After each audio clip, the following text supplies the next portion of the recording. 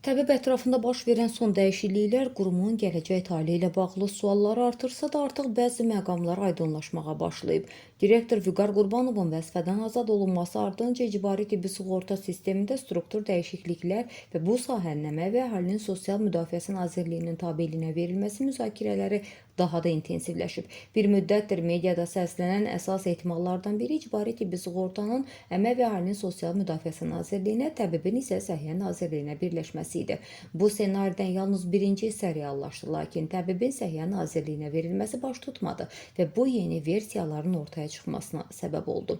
İki əsas versiya nə idi? Birinci versiyaya görə təbib ayrıca qurum kimi saxlanılsa da faktiki olaraq Səhiyyə Nazirliyinin nəzarətinə veriləcəkdi. Qurumun müşahidə şurasının sədri postuna Səhiyyə Naziri Teymur Musayevin gətiriləcəyi iddia edilirdi. Bu halda təbib formal müstəqil qalsa da idarə etmə baxımından nazirliyin təsiri altına düşəcəkdi.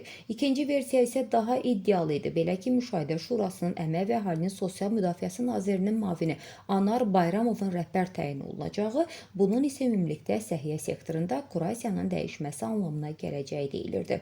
Anar Bayramovun nazir müavini olmazdan əvvəl Əmək və Əhalinin Sosial Müdafiəsi Nazirliyinin tabeliyində Dövlət Tibbi Sosial Ekspertiza və Reabilitasiya Agentliyinin idarə heyətinin sədri olması, tibb təhsili və bu sahənin yaxşı bilməsi ikinci versiyanı daha da qüvvətləndirirdi. Hətta bu təyinatın gələcəkdə onun Səhiyyə Naziri postuna aparacağı ehtimalları da səsləndirilirdi. Lakin bu iki ssenarinin heç biri reallaşmadı. Təbib hələlik müstəqil qurum kimi saxlanılacaq, qurumun strukturunda radikal birləşmə addımı atılmayacaq. Əsas dəyişiklik rəhbərlik səviyyəsində olacaq. İdarə heyəti formalaşandan sonra təbibin icraçı direktoru və müavinlər müəyyənləşəcək.